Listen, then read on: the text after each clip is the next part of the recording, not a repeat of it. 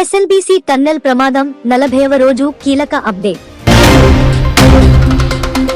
Pot water, కుండలో నీళ్లు, ఎగబడుతున్న జనం, మట్టి వాటర్ బాటిల్స్ అదర్హో. మౌలిక సదుపాయాల కోసం బద్వేలులో ఉమ్మడి ధర్నా. ఎస్ఎల్బీసీ టన్నెల్ ప్రమాదం జరిగి 41 రోజులు పూర్తవుతుండగా లోపల భారీ దుర్వాసన వస్తుండడం సిబ్బందికి మరింత ఇబ్బంది కలిగిస్తుంది. దీంతో 5 ఎక్స్కవేటర్ల సహాయంతో మట్టి తవ్వకాలు వేగవంతం చేశారు. శ్రీశైలం ఎడమగట్టు ఎస్ఎల్బీసీ టన్నెల్ ప్రమాదం జరిగి నేటికి 41 రోజులు పూర్తి. ప్రమాదం సమయంలో 8 మంది ఆ ప్రమాదంలో చిక్కుకుగా ఇప్పటివరకు కేవలం 2 మృతదేహాలు మాత్రమే లభ్యమయ్యాయి. మిగిలిన 6 కోసం రక్షణ సహాయక చర్యలు ఇంకా కొనసాగుతున్నాయి. 41 రోజులుగా Telangana Singareni risk force team, NDRF, SDRF, army, navy ఇలా దాదాపు 18 శాఖలకు చెందిన రక్షణ సిబ్బంది ఈ రక్షణ సహాయక చర్యల్లో పాల్గొంటున్నారు. రాత్రి పగలు తేడా లేకుండా 24 గంటలు ఈ రక్షణ సహాయక చర్యలు కొనసాగిస్తున్నారు.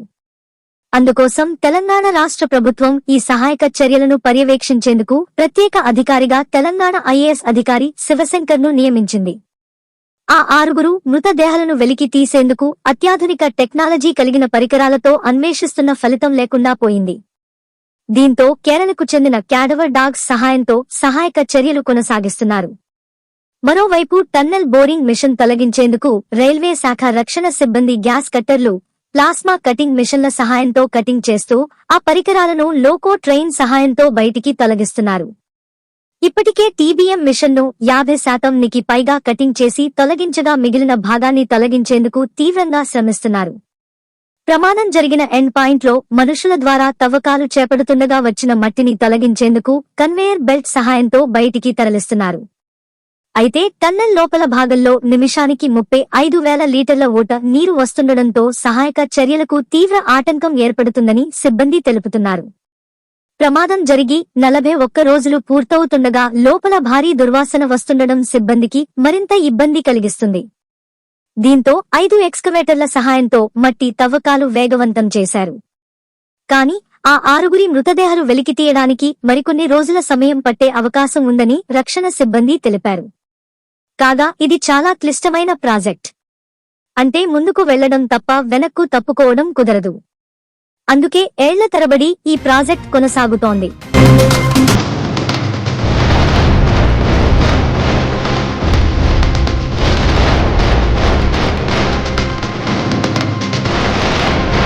కరోనా తరువాత ఆరోగ్యాన్ని కాపాడుకోవడం కోసం ప్రజలు ఎన్నో జాగ్రత్తలు తీసుకుంటున్నారు. ఇందులో భాగంగానే వేసవిలో ఫ్రిడ్జ్లో నీరు తాగేందుకు ఇష్టపడటం లేదు. అభివృద్ధి చెందుతున్న కాలంతో పాటు ప్రతిదీ అప్డేట్ అవుతూ ఆధునిక టెక్నాలజీతో కూడిన పరికరాలు అందుబాటులోకి వస్తున్నాయి. ముఖ్యంగా వేసవి కాలంలో చల్లటి నీరు అందించే ఫ్రిడ్జ్ల గురించి చెప్పనక్కర్లేదు. ఈ మధ్య మార్కెట్లోకి స్మార్ట్ ఫ్రిడ్జ్లు అందుబాటులో ఉండడంతో పాటు ఎన్నో రకాలుగా అడ్వాన్స్డ్ ఫీచర్లతో కస్టమర్లను ఆకట్టుకుంటున్నాయి.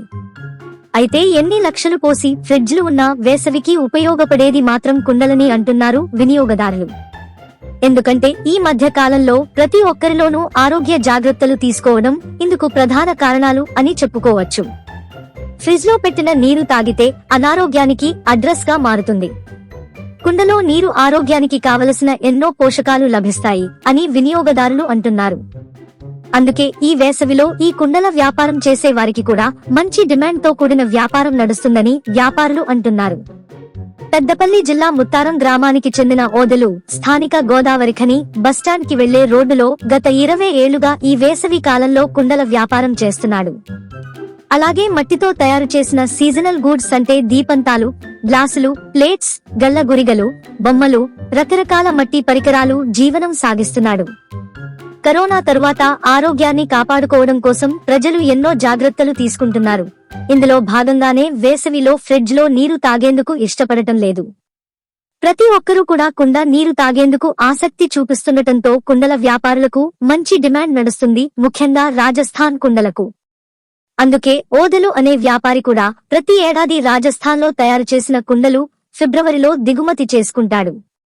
వీటితో పాటు మట్టి పాత్రలు, మట్టి బాటిల్స్, మట్టితో తయారు చైనా గ్లాసులు, బౌల్స్ ఇలా ఎన్నో రకాల వెరైటీస్ తో కస్టమర్లను ఆకర్షిస్తూ వేసవి కాలంలో మంచి లాభాలు గడిస్తున్నాడు ఓదెలు. వ్యాపారి ఓదెలు ఆర్ఎస్ న్యూస్ ఛానల్ తో మాట్లాడుతూ ప్రతి ఏడాది రాజస్థాన్ కుండలు మంచి లాభాలు తెచ్చిపెడతాయని తెలిపాడు. ప్రతి ఏడాది కానీ ఈసారి ఆర్డర్ కొంత మేరకు పెంచామని, గత వేసవిలో తెచ్చిన లోడ్ త్వరగానే పూర్తయింది. అందుకే ఈసారి లోడ్ ఎక్కువగా తెప్పించమని వ్యాపారి తెలిపాడు. మట్టి గ్లాసుల నుండి మొదలుకుని కుండలు, రంజన్ల వరకు ఏదైనా సరే మా వద్ద దొరుకుతాయని ఓదెలు ఆర్ఎస్ న్యూస్ ఛానల్ తో తెలిపాడు. పట్టణ పరిధిలోని స్లమ్ ఏరియాల్లో ఉన్న నిరుపేదలకు కనీస మౌలిక సౌకర్యాలు అయిన నీరు, ఇంటి పట్టా, రోడ్డు, కరెంటు మీటర్లు, డోర్ నంబర్లు, పక్కా బిల్డింగులు, అంగన్వాడీ సెంటర్లు, ప్రాథమిక పాఠశాల, డ్రైనేజీ కాలవలు, ప్రాథమిక ఆరోగ్య కేంద్రాలు, శ్మశాన వాటికలు కల్పించాలని కోరుతూ బద్వేలు పట్టణంలోని పాత మున్సిపాలిటీ ఆఫీసు కార్యాలయం నుండి ఆర్డీఓ కార్యాలయం వరకు నిరుపేదలు భారత కమ్యూనిస్టు పార్టీ సిపిఎం బద్వేలు పట్టణ కమిటీ ఆధ్వర్యంలో బద్వేలు ఆర్డీఓ కార్యాలయం వరకు ర్యాలీ నిర్వహించి ధర్నా నిర్వహించారు. ఈ ధర్నా ఉద్దేశించి భారత కమ్యూనిస్టు పార్టీ సిపిఎం కడప జిల్లా కార్యదర్శి జి చంద్రశేఖర్ మాట్లాడుతూ, బద్వేలు పట్టణంలోని సుందరయ్య కాలనీ, ఐలమ్మ కాలనీ, జ్యోతి బోస్ కాలనీ, మార్తమ్మ కాలనీ తదితర స్లమ్ ఏరియాలలో సుమారు 10,000 మందికి పైగా నిరుపేదలు కాయ కష్టం చేసుకుని జీవిస్తున్నారని వారు తెలిపారు. గ్రామీణ ప్రాంతాలలో అణిచివేతకు గురవుతున్న సామాజిక వర్గాలు, కరపత్రం గ్రామీణ ధనిక పెత్తందారుల దౌర్జన్యాలు, హింసను ప్రతిఘటించలేక పట్టణ బాటపడుతున్నారని వారు అన్నారు. గత 30 సంవత్సరాలలోనే బద్వేలు పట్టణం జనాభా గ్రామీణ వలసలతో తీవ్రంగా పెరిగిందన్నారు. రాజ్యాంగం, చట్టం ప్రకారం బద్వేల్ పట్టణంలోని నిరుపేదలందరికీ మంచినీరు తక్షణం అందించాలన్నారు. 2002 నుండి 2025 వరకు బద్వేల్ పట్టణంలోని సుందరయ్య కాలనీ, ఐలమ్మ కాలనీ, జ్యోతి బోస్ కాలనీ, విద్యానగర్ నుండి మొండివాడ, జాంబవంతు నగరు, మార్తమ్మ కాలనీలో ప్రభుత్వ బంజరు భూముల్లో గత 25 సంవత్సరాలుగా పేదలు గుడిసెలు వేసుకుని, రేకల షెడ్లు నిర్మించుకుని ఇరుకు గదుల్లో జీవిస్తున్నారని, వారికి ఇప్పటివరకు ఇంటి పట్టాలు ఇవ్వకపోవడంతో వారికి ప్రభుత్వ పథకాలు ఏ ఒక్కటి అందడం లేదని, పేదలను ప్రభుత్వాలు మోసం చేస్తూ వస్తున్నాయని వారు తెలిపారు. పేదలు నిస్పృహకు చోటు ఇవ్వకుండా ఉమ్మడి కోరికల సాధనకు గళం విప్పాలని, ఐక్యంగా పోరాడాలని పిలుపునిచ్చారు. పేదలు నివసించే ప్రతి ఇంటికి క్రమబద్ధీకరణ స్కీంలో భాగంగా ఎటువంటి షరతులు లేకుండా నివాస స్థలం పట్టా మంజూరు చేయాలని డిమాండ్ చేశారు. ప్రతి ఇంటికి 200 రూపాయలకే మంచిటి కొళాయి కనెక్షన్ మంజూరు చేయాలన్నారు.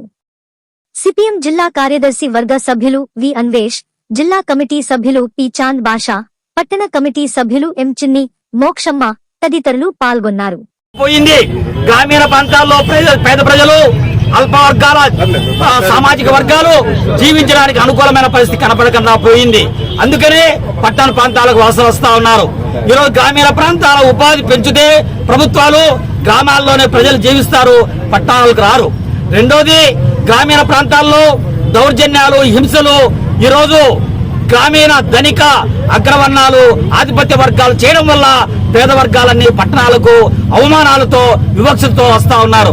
కాబట్టి గ్రామీణ ఉపాధి పెంచి గ్రామాల్లో ప్రజాస్వామ్య వ్యవస్థ పెంచితే పట్టణ జనాభా తగ్గుతుంది, ఈ రకమైనటువంటి ఒత్తిడి రాకుండా ఉంటుందని చెప్పి సిపిఎం పార్టీగా తెలియజేస్తా ఉన్నాం. కాబట్టి బద్వేలు పట్టణంలో ఉన్నటువంటి పేద ప్రజలందరికీ కూడా కనీస మౌలిక సౌకర్యాలు కల్పించాలని డిమాండ్ చేస్తున్నాం. అంతవరకు మేము ఆందోళన చేస్తామని మేము తెలియజేస్తా ఉన్నాం.